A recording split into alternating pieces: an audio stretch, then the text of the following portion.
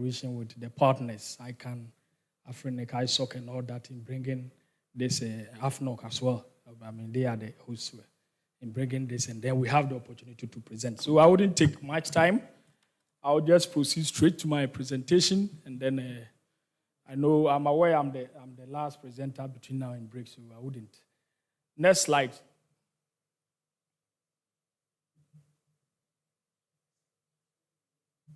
Oh.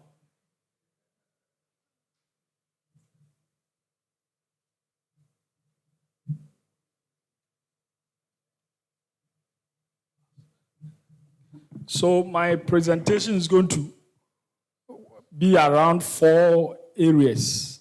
So I have the why we applied for this. Let me give a little bit of a background. So about let's say 18 months ago, we received a request to explore the possibility of working in terms of the coalition. And then, of course, this ICANN project actually came as a high-level project for us to apply. And then, apparently, this project is actually, as you have already seen, it's on ipv6.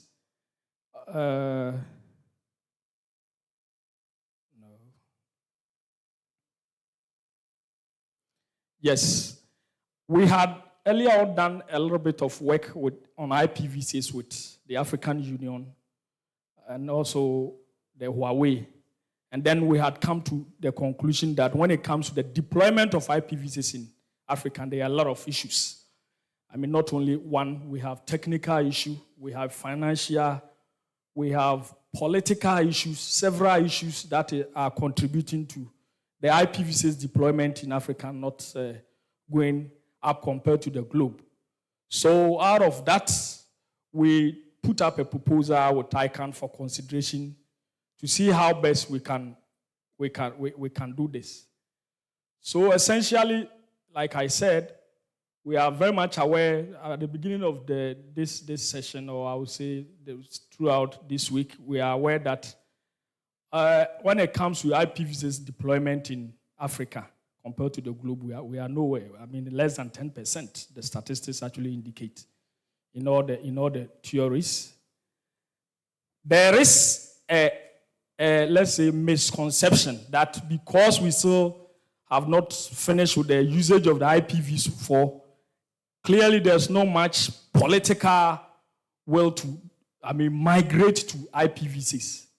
And then, because of that, there should be a way to be able to convince, especially the political class in terms of the decision makers, the policy makers, because everybody is moving. Why is Africa not moving? But again, like I said, the challenges are a lot. Policy issue, technical issue, financial issue, and even the issue of awareness.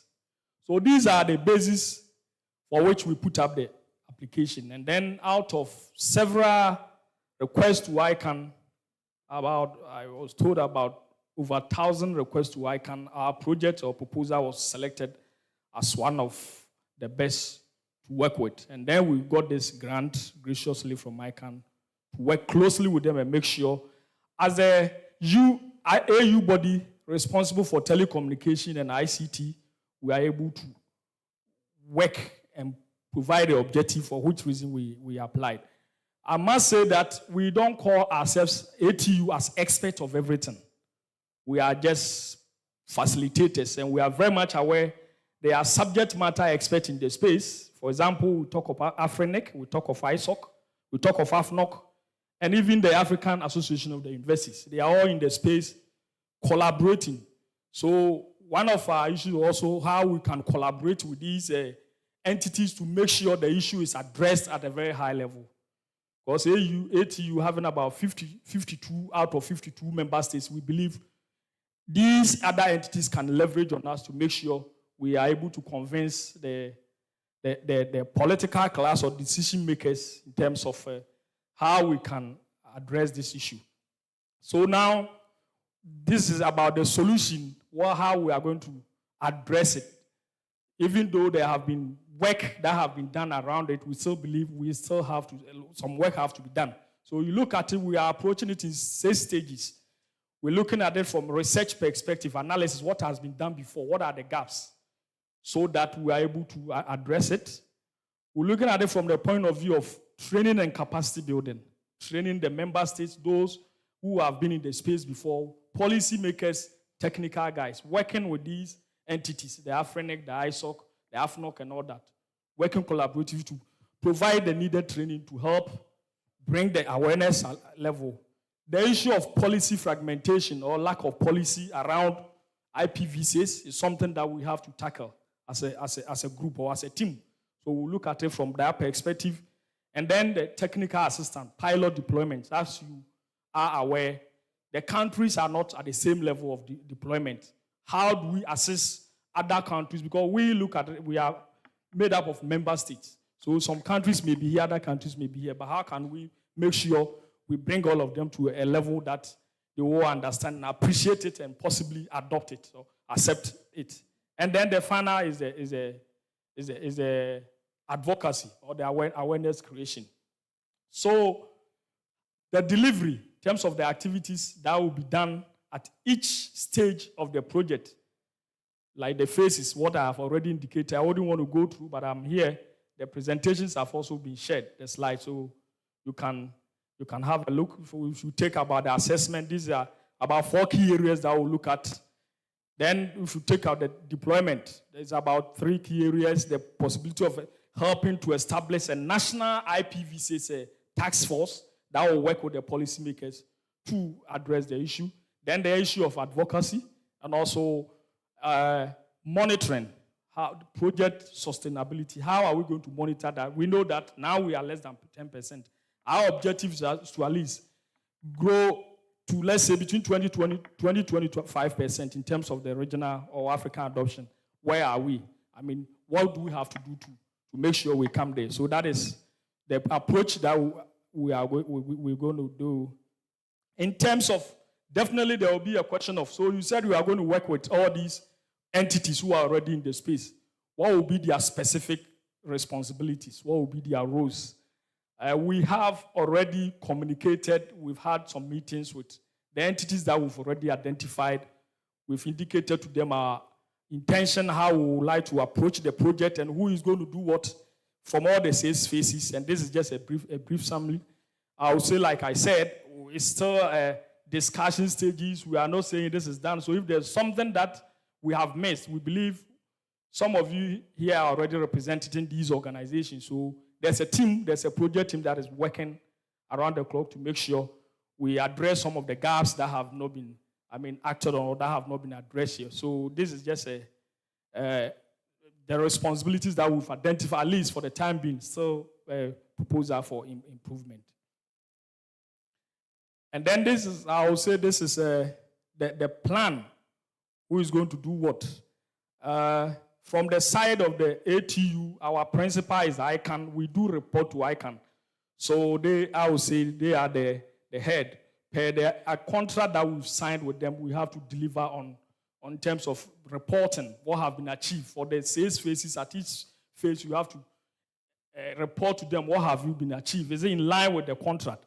So they are the superiors. Then at the side of the ATU, like I said, we have a project team within ATU, headed by the Secretary General. Of course, I'm the project manager, and of course, other subject matter expert. And again, the partners. So here you can see we have AFRENIC, we have ISOC, we have AFNOC, and we have AFRATI. Each of these entities or each of these institutions providing their specific roles, as I've already indicated. And then we will also deal with government, the private investors, the network operators, service providers. And of course, like I said, there are other things that we're also doing. So we decided to give this project to a consultant to lead, working closely with these entities that have to lead the project, because in terms of timelines, in terms of responsibilities and other things. So the consultant is, we went through a very, let me say, competitive tendering process. When we put out the tender out there, we received about 8 consulting firms expressing interest. So we went through rigorous evaluation process, And at the end of the day, based on the criteria and the terms of reference that was outlined, Meze Master Space Solution came out as the best based on what we have, the criteria and what we were looking for, what we intend to achieve. As a consultant, that will be helping us to lead this project. So with that, they also have their project team, they have the leader, they have the staff and the other support staff who's going to help the team on the left-hand side to manage the entire value chain. So at the end of the day, like I said, what are we seeking to achieve? What we use as a success metrics. We have done, the project is for 24 months. At the end of the 24 months, what can we report? What can we come back here to you and report? We have already indicated. The end game is to make sure IPv6 adoption has been able to at least 20% compared to the 10%. But there are others, monitoring, platforms, reporting, policy harmonization, people becoming more aware and all that, so that we try as much as possible to move from where we are now. So this is the success matrix. Again, I have, as indicated, the project team members and partners are working on it. That's, and when there are new areas that has to be considered, we will continue to consider this and make sure we address the issue holistically. So essentially, this is where we are in terms of what has been done so far. On the 16th of September, that's about, I think, 2 weeks ago, we've just started the project though. We received the inception report from the consultant that was agreed. Then we move, the next thing is moving to the situational analysis that is currently going on, then capacity building in terms of the timelines that we have agreed, and of course the partners, what will be done, at which point in time are we contacting them. As I said, we have already written to all of them. We've had a kickoff meeting, so they know exactly where we are and where they are and how we can proceed on this. A little bit about ATU, because I believe not everybody might have heard of the African Telecommunication Union. Of course, we are a membership-driven organization. We are the AU, African Union Specialized Agency, responsible for telecommunication and ICT. We are made up 52 member countries out of 54. The only 2 countries that are not members of ATU is Seychelles and Eritrea. For specific political reasons, I cannot maybe explain. My Director General is the best to explain this, or Secretary General. And then we also have our associate membership.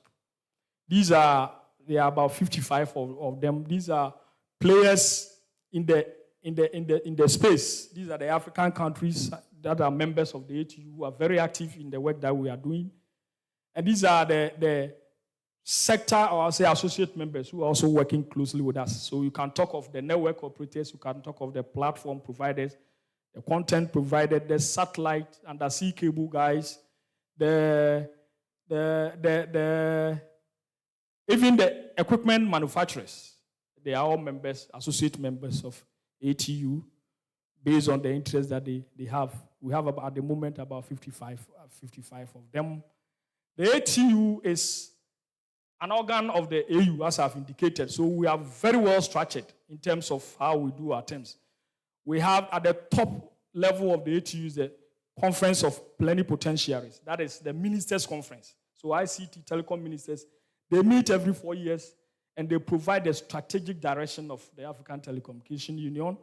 And that is where we also do our elections. The Secretary General is an elected position. So we elect ATU just like an ITU, but it's the African side of the ITU. So we elect our Secretary General every 4 years. And then below the conference or the ministers' meeting is the Administrative Council. This is more of the board of the ATU. So they provide, at the moment, about 23-member board. So they provide the yearly strategic direction for the ATU in terms of the strategic decisions taken for the last 4 years, and see the implementation of the projects and whether it's aligned with what the ministers have decided on. So the board meets once every year, again, to also look at it. And then we have the Technical and Development Conference. That is supposed to meet once every 2 years, but for some financial or resource constraint, we have not been able to meet. We are planning to meet next year, and the process is currently ongoing with some of the member states, or a member state that has agreed to host that conference. And then we have the secretariat, headed by the Secretary General, working with the subject matter experts. So we have the radio communication director or coordinator, we have the development director, we have the standardization director, finance and administration, and then we have the programs director, with these sections also having their own assistance in that direction. This is by way of letting you know that for the 2023-2027 strategic plan or objective, these are the 4 key areas that we are looking into, and that is what the council is measuring us in terms of the area: promotion of infrastructure and connectivity, promotion of human resource development, promotion of enabling environment. So the IPv6 infrastructure and enabling environment is something that works clearly and works well in these 2 areas: promotion of data services and promotion of cybersecurity. But then all these 5 areas are anchored on collaboration. So we very much believe on collaboration. That is why we are here again working with these entities to make sure we are able to address the issue. This is a bit about the company that we are currently working with. If you like to know some more information about him, it's on the slide. You can also contact me. They are in the space of ICT telecommunication for so many years, over 20 years. They are an ISO accredited organization, licensed by and recognized by the Kenyan authorities in terms of the licensing authority, the ministry, and all the entities that have the mandate in that. So that is the company that we are working with. And then this is just a call to action that we welcome all manner, shape, and form of partnership, provided they are within our strategic plan and within our constitution. And so we strive to work with everyone. I mean, no matter how you see you and whatever you bring to the table. So, Mr. Chair, thank you very much for the opportunity provided us. And then I'm here to get some more questions. Thank you. Have a seat, please. Thank you very much. Today is ICANN Day, so we mentioned part 2. Why we mentioned part 2? Because we are talking about ICANN globally, and then you can notice now there's a lot when you come to the ICANN environment. And this program is funded by, I don't know how many people know the ICANN grant program. ICANN grant program. Yes, exactly. So this project, ATU is a member of Partnering in Coalition for Digital Africa. But the funding of this project is from the ICANN grant program. So recipients were announced on the 29th of May this year, and the grant for this project was $398,000 US dollars. So that is the grant for this project. So if you go to ICANN website, you'll see the other beneficiary. So there is a link between presentation this morning, the next round of new generic top-level domain name. I don't know, we don't know yet what will happen from some money from the next round, but the money to this program, the ICANN grant, came from what we call the auctions. And then in the ICANN system, so that was something which came from the community also. And then that was just a round. So probably we'll hear about other round for the ICANN grant program. So it is quite important to understand the ICANN environment, how things are going. So with that, I think we still have some minutes for questions to this important project. Please go to the microphone, and Mr. Boateng is available to respond to our questions. Please, any question in the room, please go to the microphone. We'll also give floor to people in the chat. The first question is from Mary Odumo. Yes. Please go ahead for a question. Thank you. Thank you, Boateng, for this insightful presentation. And it's good to know that there's now a collaboration or coalition between the ATU and the DNS industry in Africa, especially the one that is being led by ICANN. First, I know that in the past, ATU has a lot of financial issues and difficulties. I don't know whether your members are coming up now to, support and fund, pay their dues for you to continue. Now I want to ask, do you have the Association of Regulators, telecom regulators, as your members, or they have their own association? Why I'm asking this question is that I think it was yesterday when we were talking about getting government into the DNS world in Africa and or Afrinic processes.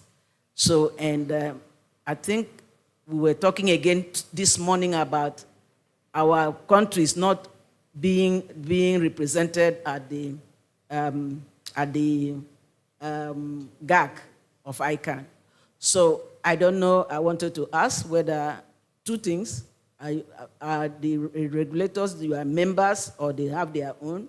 Secondly, have you been promoting ICANN or creating ICANN as a visible, a process or a space that the ministers in your in the ATU can participate?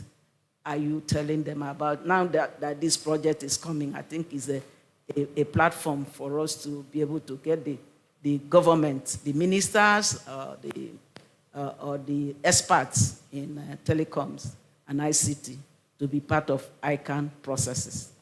Thank you very much. We'll take the two colleagues from the room. I have two questions in the chat. I'll read them later, and then Mr. Boateng will respond. So please, over to you for your question. Thank you for the presentation. My name is Shehu Mohammed. I have two concerns.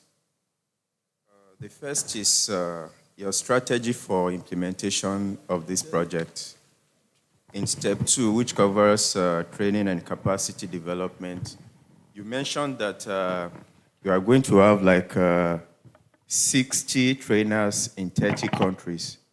And I'm wondering if these 60 trainers will be able to drive adoption and training that will translate to the number of people who want to adopt the usage of IPv6 in our community. So I need more explanation. Is it that this trainer, the model is going to be train the trainer in such a way that after training some set of people, they expect those people to be member of the community to continue to increase the knowledge and adoption? That's the first one. Thank you.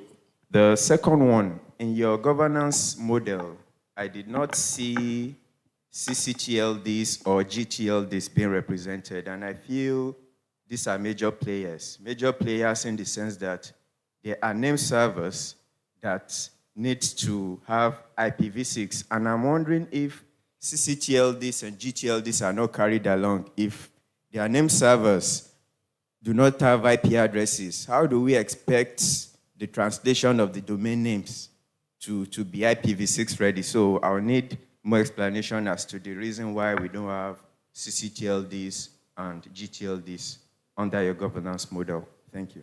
Thank you. Let's hear from Bob Osheng, then Mr. After Bob, we have another question. And please, you can go ahead first, and then Bob will go. Yeah, please go ahead. Okay, thank you so much for the opportunity. My question is bordered on interoperability within the African continent for the ATU. In a sense of, mobile phone roaming, so that within the African continent, we are able, as we move from country to country, phone calls and these things. I know there is something like, there is a work already, like Orange in Ivorian and MTN in Ghana.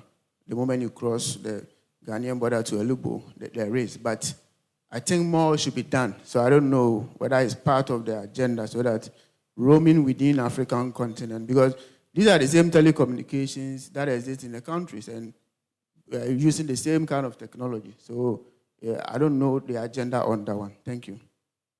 Maybe, Bob, let me read the two questions. Maybe we may have input to these two questions. The first one, the two are from from Remaskeb Cobson Cobold. What is the process by which a member state, through its regulator, government agency, or ISP, can obtain IPv6 address space? And what role does the Regional Internet Registry Afrinic play in this assignment? So this is a question more like to Afrinic, we'll see. And the second question, what policy and technical procedures must a member state follow to obtain an IPv6 address allocation from its regional internet registry, such as Afrinic? And how should the state develop a national framework to manage, distribute, and promote the adoption of IPv6 within its jurisdiction? So I think we'll give maybe 1 minute to Afrinic also to give more. So Bob, over to you. Yeah, I think I have a quick response to Mary, just on the collaboration with ATU so far. In a number of ways. First of all, ATU is officially an observer in the GAC. As you know, official members of the GAC are national governments. So ATU being an IGO is an observer, and that is an official position and listed and represented by the SG of ATU.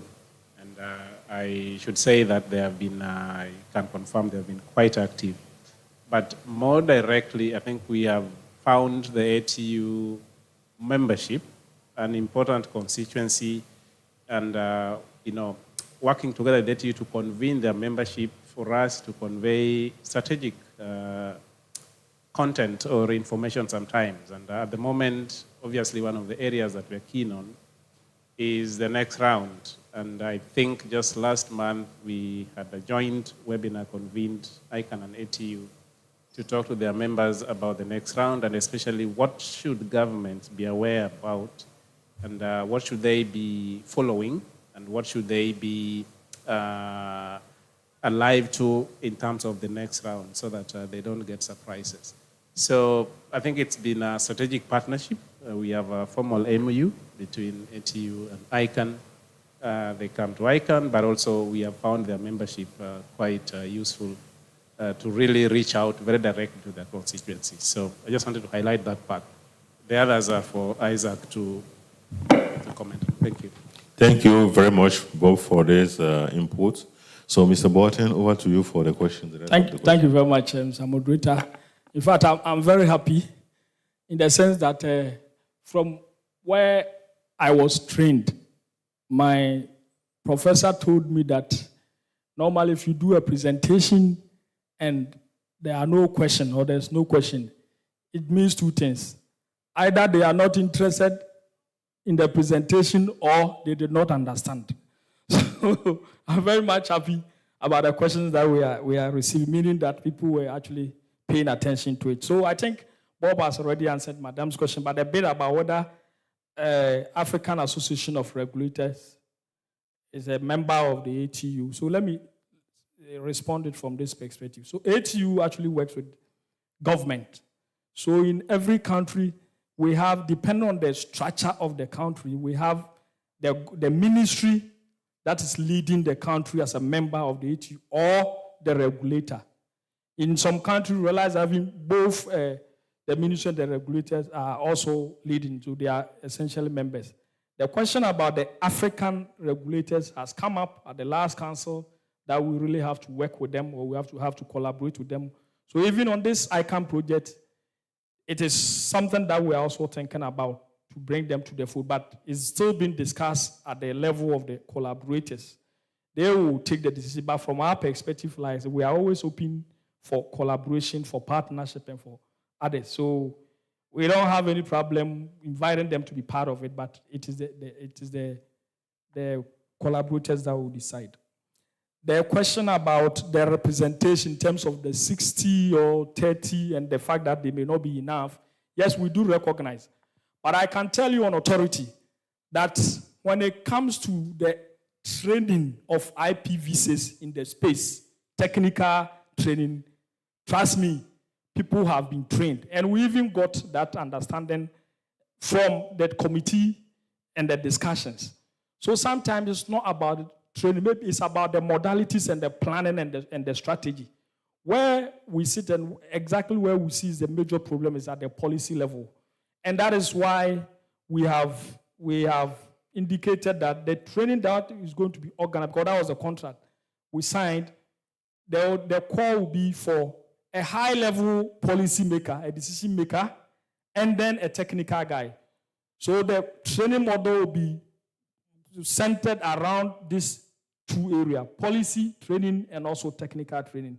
But trust me, the technical guys are there. They really understand more than we do. Like we are policy guys, and they are the guys who will be able to help us. So we believe at least we've started from somewhere.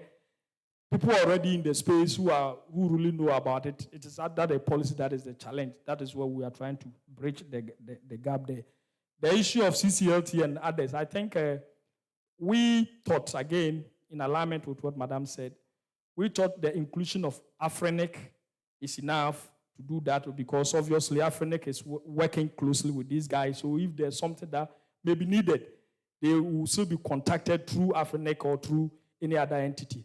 But again, the project team, if they find it necessary to invite any other entity, subject matter expert who can help, because our objective is to address a problem and make sure we work as a team, not to disperse ourselves. So if there's anybody who is interested, who would like to be part of the project, who thinks that he can help achieve our objective of 20-25% penetration rate in Africa, I mean, it's good. It's a good call for us. So we are always hoping to work with everyone. The issue of the roaming, the fact that cross-border connectivity is a challenge. Yes, it is true. Today, my work was to focus on the IPv6, but I can tell you there are several things at the policy harmonization level that we are doing. We are undertaking several projects at the ATU in terms of studies, in terms of deployment, in terms of operations, working with entities that we know are in the system. And cross-border roaming, cross-border connectivity is one of the projects that we are embarking on. Maybe in due course, you hear about the framework document that we have prepared, or we've come out with it for members to look into it and adopt and how it will be implemented. So it's something that we are aware and is being worked on. I believe, Mr. Chair, these are the areas. The rest, Bob collaborated with it, so I wouldn't want to spend my time, but I'm still open for further questions. Thank you very much, Mr. Boateng. Please, a round of applause to Mr. Boateng. I would like to invite Mr. Frank and then Mr. Jean-Baptiste to come to the front here. We take a group of pictures. If Juno Carl also want to be in a picture like Mohammed Diop, Juno Carl, you can put your camera on, and then we take your picture. So I want to